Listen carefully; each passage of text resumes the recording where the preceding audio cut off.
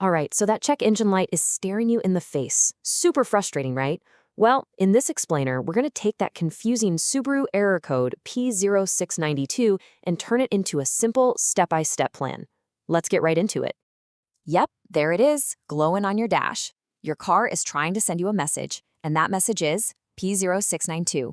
Now, I know that sounds like some kind of secret code, maybe a little intimidating, but don't worry, stick with me and we'll crack this thing together. Okay, so what does the official manual say? Code P0692 means there's an unexpectedly high voltage in the cooling fan 1 relay control circuit. Yeah, that's a lot of words. It's a total mouthful. I get it. But think of this as the first clue in our little detective story. It's our starting point. Let's just translate that into normal human language, shall we? All that gobbledygook really means is something's wrong with the electrical circuit that kicks on your engine's cooling fan. Simple as that.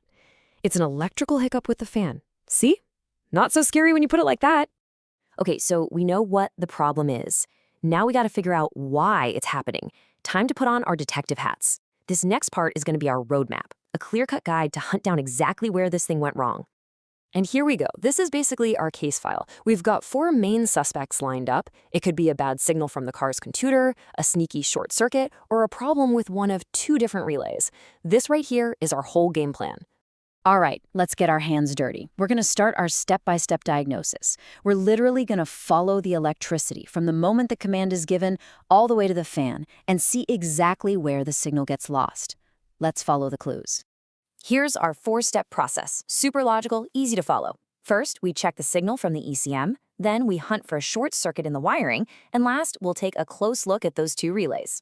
4 simple checks, that's all it should take to find our culprit.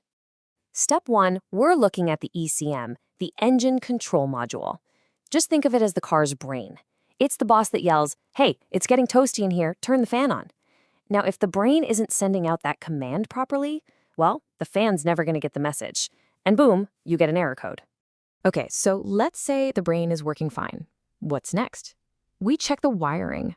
A short circuit is like a broken phone line. The brain can be shouting the message, but it's just not getting through. And if you find that broken line, the fix is pretty simple, actually. The source material says you'll just need to replace the radiator fan relay. Now, before we look at our last 2 suspects, we need to know who's who. First, you got the main fan relay. Think of that as the activator. It's like the light switch on the wall. It gets the signal and flips the switch to on. Then you have the subfan relay. That's the power source. It's the actual electricity flowing through the wires. So you have the switch and you have the power. 2 totally different jobs, which means 2 different ways things can go wrong. So for step 3, we're zeroing in on that light switch, the main fan relay. If that switch is busted, it doesn't matter how many times the brain sends the signal, the fan isn't going to turn on. The key thing to check here is its wiring harness. You want to make sure it has a really solid, snug connection. And look, you can't get much clearer than this. The source material just lays it out flat. If the main fan relay is faulty, the fan will not start. Period. It's that direct. A simple cause and effect, which is why checking this relay is so important.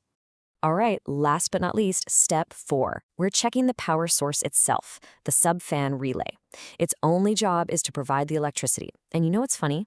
A lot of the time, the problem here isn't some big broken part. It's usually just a bad connection, a bit of gunk, a little corrosion, or a wire that's just a little loose. That's often all it takes to set off this code. And there you have it. We've traced the clues all the way from the brain, down the wires, and to both of the relays. Our investigation is officially over. So let's wrap this up, put it all into one final action plan, and officially close the case on error code P0692. So here's your game plan, all boiled down. 1. Check the ECM signal. 2. If that's good, look for a short, and you might need a new fan relay. 3. Make sure that main relay's wiring harness is tight. And 4. Inspect and clean up the contacts on that subfan relay. That's it. That's your roadmap to getting that annoying light off your dash. I just want to leave you with this one last thought. This P0692 code, it's not some big, scary, unbeatable monster. Seriously, if you just follow these steps, you can figure this out. You can fix it and get back on the road feeling good about your car. So really, the only question left is, which one of these clues is going to be the one that cracks the case for you?